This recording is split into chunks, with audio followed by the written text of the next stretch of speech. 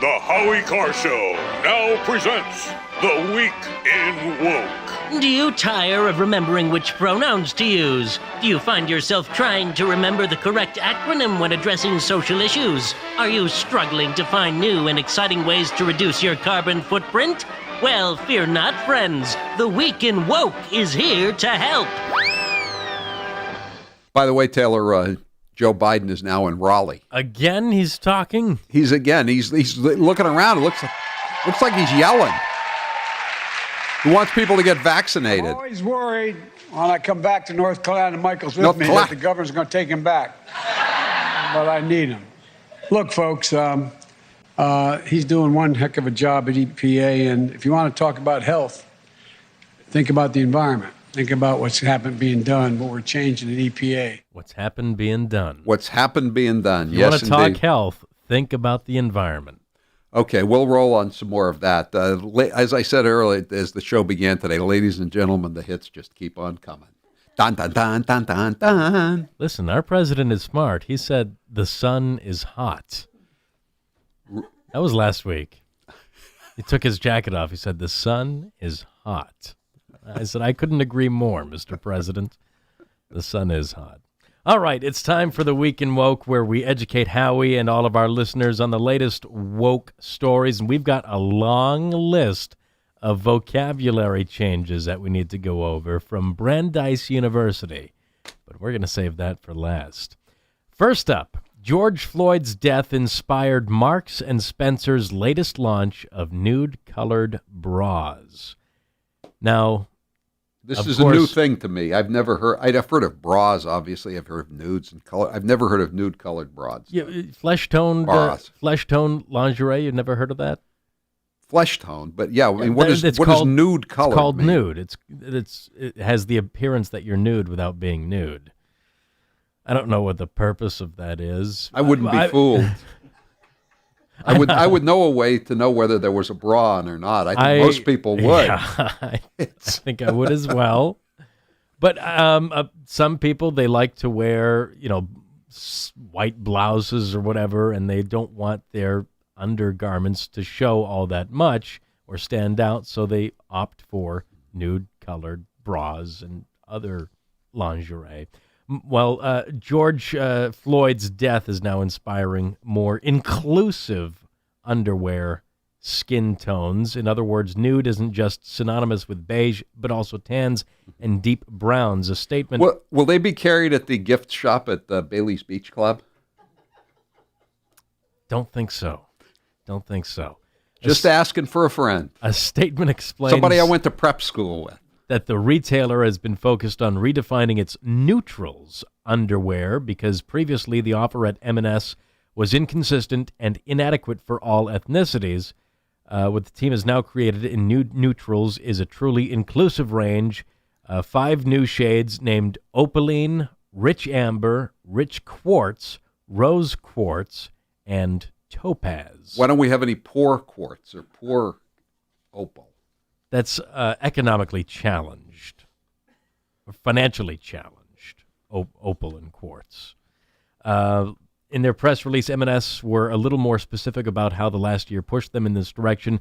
Daily Mail reports that M&S said the range was partly inspired by the global conversation on racial inequality following the horrific death of Mr. Floyd. Our president said that George Floyd's death changed the world, and now it's changed lingerie forever. There you have it. Okay. A woke movie trailer comes out and competes for the most cringe thing in existence. This is a new movie put out by the Black Entertainment Channel, a network, and it's called Karen. And this has kind of been the, modus operandi for the past few years in horror movie making. You take this seemingly insignificant part of society and you try to make it the most scary thing ever. But I consider Karens traditionally white women. And they are. In this movie, Right. It is a white woman. But wait, it's made by a black company? Yes. I hate to quibble here, nitpick, but isn't that cultural appropriation? No, the white woman is playing a white woman, a white Karen. But it's a black company doing it. So? Well, I mean, didn't a couple of white women get into a big jam in the Pacific Northwest for opening a Mexican restaurant? White women get in messes all the time. Yeah, but white people are the only ones who can commit that yet another crime of cultural appropriation. Is that what you're telling me? I don't see how it's cultural appropriation if it's a white woman playing the Karen. Yeah, but the movie is done by blacks. So? I'm just telling you the rules as I understand them. Here's the trailer for Karen, just a portion of the trailer. Wait a minute. We have a white entitled neighbor named Karen. Karen. Okay, enjoy yourself. There she is, slaving away in the kitchen. Oh no, she said slaving away in the kitchen. She used a colloquialism. She's racist. Slaving, she would be banned from the Brandeis campus in Waltham, Massachusetts. Run would for she your not? lives. Slave? I'm triggered, man. You should be. So that's the movie Karen. It reminds me of my ancestors washing dishes at Bailey's Beach Club. Researchers find tree inequity for communities of color. This is out in Minneapolis. I knew this was going to happen. Last week it was birds were racist. So now if birds they're are homes. racist now. Now their homes are racist. That's right. Why don't we redline those? Those trees are redlining blackbirds. A new study from a Minneapolis think tank says, actually it's researchers from American Forest says, if you have fewer trees in your area, you're probably more economically encumbered. We're talking about scenery here. We're talking about life and death infrastructure for our cities. Jad Daly says not having the right amount of trees in neighborhoods is just as dangerous as not having stop signs or traffic lights. He calls it tree inequity because neighborhoods without them have greater health risks. We're literally leaving people at risk of death for this lack of trees. Coming soon to a theater near you, Alfred Hitchcock is back to present The Trees. I bought my uncle's house on Great Diamond in Portland, Maine, Great Diamond Island, and it really bugged me there were no trees because it was at the top of the hill on the island. And I said, why didn't Uncle Dan have any trees up here? And they said, because it gets hit with storms. And he thought the trees were going to fall on the house. But obviously that was just a poor excuse. It was a racist move of some kind. It was a very poor excuse. All right, now to the story of the day. Brandeis University in Waltham has created an anti-violence resource called the Prevention, Advocacy, and Resource Center, which provides information and advice. Run that name by me again. I like these kind of names. The Prevention, Advocacy, and Resource Center, PARC. What is it preventing? Hurtful language. Duh.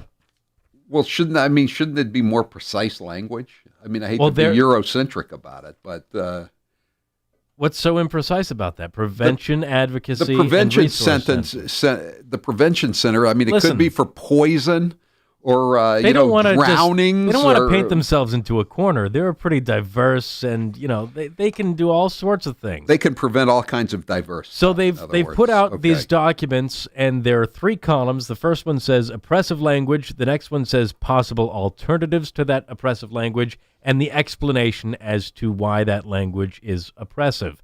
So, for example, they're trying to ban the words "killing it." Because if someone is doing well, we don't need to equate that to murder. Instead, why don't you say great job or awesome? How about groovy? Groovy is okay, I think. You cannot say rule of thumb. How about funkadelic? This expression comes from an old British law allowing men to beat their wives with sticks no wider than their thumbs. So instead of rule of thumb, just say general rule. Plus, there are unfortunate people who have at some point lost their thumb. And you don't want to be, what is it? I'm looking for the right word for being ableist. I guess maybe ableist, but I was thinking to work thumb into it somehow, to become a thumbophile by using a phrase like to coin rule a of term. thumb. Yes. Also under the oppressive language column, victim/survivor, disabled person, or wheelchair bound. Instead, say person who has experienced or person who has been impacted by. Instead of disabled person, say person with a disability. Instead of wheelchair bound, saying person who uses a wheelchair. More syllables. I know, it would be hard to put that into a headline. Instead of addict, say person with a substance use disorder or hunter. How about junkie? Wino. Homeless person. Rummy. Instead of homeless person, person experiencing housing insecurity. I prefer free-range American. Bum. Vagrant. Yeah. Hobo. Mm-hmm. Gabby Hayes lookalike. Prostitute is no longer the accepted vernacular. Hunter Biden's date for the weekend. Could be that. Yana. It's very similar. Person who engages in sex work. Sex worker. I've seen that a lot. Here's one I agree with. Instead of saying, they have it labeled as oppressive By the way, language. what do you say when you're at the Brandeis campus? How often are you talking about hookers? One would think what are you implying? Well, I'm just saying I don't think it's a word in common usage, is it, on the Brandeis campus? We're having a conversation right now. We talk about hookers almost once a week if there's a Hunter Biden story. Right. Well, this week daily, I guess. Yeah. This one I agree with. Under oppressive language says African American. Instead, just say black. But they do note it's with a capital B because not all black people are from Africa and or America. That makes sense. But why is it capitalized? I don't understand why it's capitalized and white in many places is not capitalized. I don't think either of them should be capitalized. That's a good question. Instead of saying crazy, wild, or insane, say uncool or disappointing. Lame. You can't say that. How about nuts? No, nuts is off limits. How about fruitcake?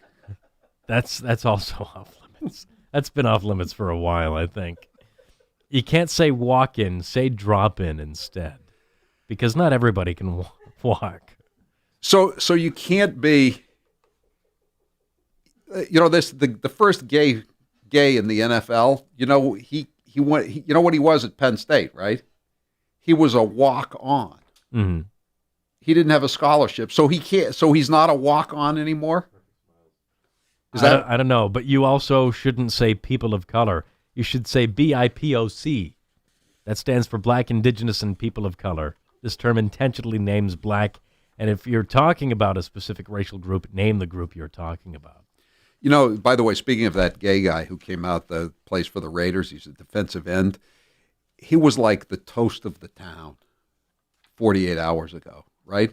He was his jersey was the #1 seller on the NFL website. But then somebody did a little research and checked out his voter registration form. He's a Republican. So he went from the penthouse to the outhouse in a matter of seconds. Everybody's always blaming me for everything. They haven't confirmed it, but 95 or 98% of registered Republicans voted for Donald Trump. So this guy can't be a hero. All right, Howie, that's the Week in Woke. All right. Thank you, Taylor. I appreciate it. I'm back in New England, and of course, one of the first appointments I had was at Perfect Smiles in Nashua, New Hampshire. I love Florida, but when it comes to my teeth, I wait to come home to the best, Dr. Bruce Houghton.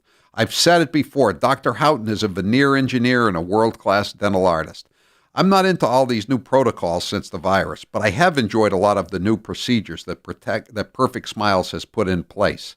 Many of these new devices put you in a state of total relaxation when you're getting work done on your teeth.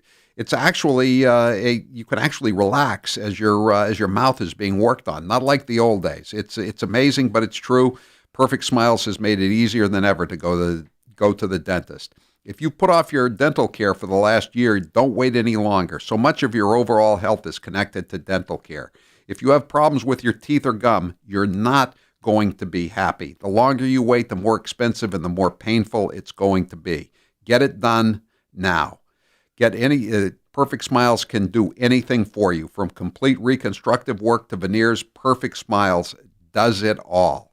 Getting to Perfect Smiles is easy. They have free parking and plentiful parking. It's located right off the main highway in Nashua, New Hampshire. I always know I'm in great hands at Perfect Smiles, and that's why I book my appointments way out. Give them a call today at 1-844-A-PERFECT-SMILE. You can also see my before and after video at perfectsmiles.com. Call them today, and don't forget to let them know Howie sent you. I'm Howie Carr. Follow Howie on Twitter @Howie Carr Show. You won't regret it.